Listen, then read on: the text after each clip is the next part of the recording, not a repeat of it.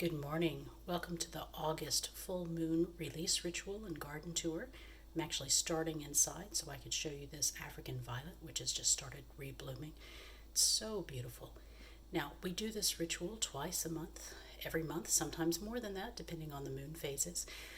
Not because you have to believe that the moon influences what happens in your life, but because it's a nice, convenient time to stop and take stock of your life and see what you want to add and see what you want to let go of.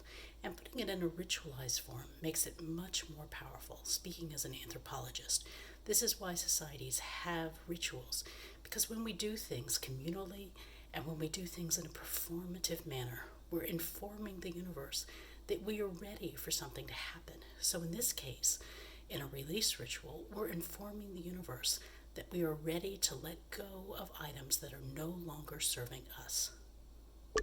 So here's my late summer going into fall succulent wreath. I remake this every year. I let it sit outside over winter.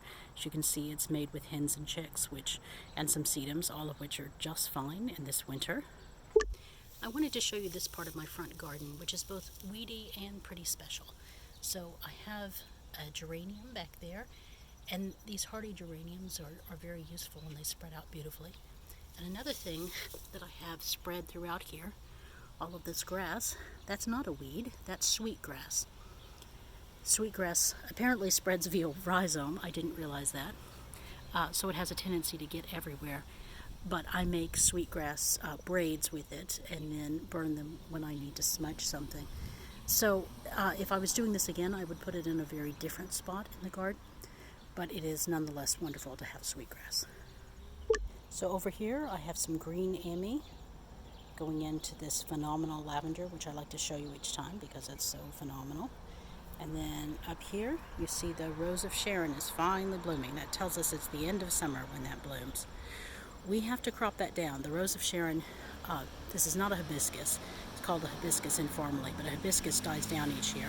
This is a shrub, and it can get as tall as the tree behind it, which is a golden smoke bush, and much taller than anyone expected. So this one we cut down every single year so it's not too much between us and the neighbors. And way up here you can see last year's sweetgrass braids that are drying up there on the bookshelf. And now that my son finally has a new bedroom set, I have taken this. This was what we used as his change table when he was a baby. And now it goes out in the backyard, which is very useful for gardening. This is borage. It's always a favorite of the bees. They love it very much. I don't like it very much because it makes my hands itch, but it is quite lovely. And in front of the dying sweet peas, we have some phlox. It still looks okay. Smells wonderful too. Now this is one of my favorite sites in the garden. We have apples, and because we netted them so well, on this particular tree, they have not been eaten by squirrels or birds or anything else. So we should have a few apples this year, finally. Yesterday, which was August 14th, we had our first large tomato, which is a good 2 weeks later than we expect to have it. So this one's going to be our second one. We're probably going to need to bring them in relatively early because the squirrels are getting them pretty fast. I know I showed you the coriander when it was in beautiful bloom, but what's to look at now is it's forming these seeds. So the seeds are going from green here to brown, and of course we collect them when they're brown and we keep them for a while. Fresh coriander, freshly ground coriander makes a big difference. The sedums are about to bloom. The pepper plants are looking good, and we're getting a decent, not great, but decent crop of peppers this year. So the sweet peppers are down there and the hot peppers are here right in front of me. And right now this is the garden highlight as the blackberries come into season. They are so good. I love blackberries. And it's dahlia season. They are mediocre this year. We've had a big influx of Japanese beetles. Rose sawfly and Japanese beetles seem to be the big problem this year.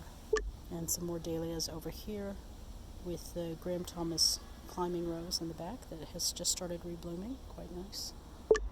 I may turn this rhubarb into some rhubarb butter, or I may make a cake with it. It depends on how much I have.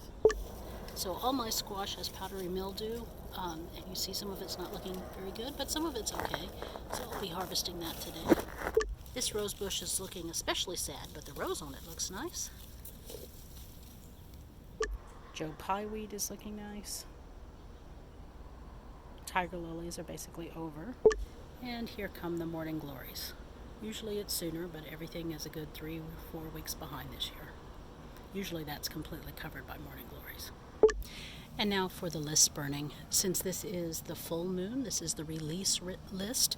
So I have written on this piece of paper all of these things that I'm ready to let go of. I've expressed my gratitude for the lessons they've taught me and asked that they move out of my life so I can get ready for something better. So now, take my lighter and let it go.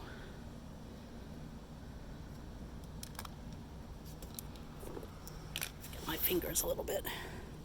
It's burning quickly, which is nice.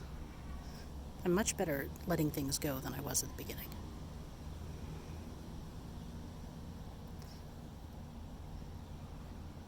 Let the wishes go to the sky. Thanks. I'll see you in 2 weeks.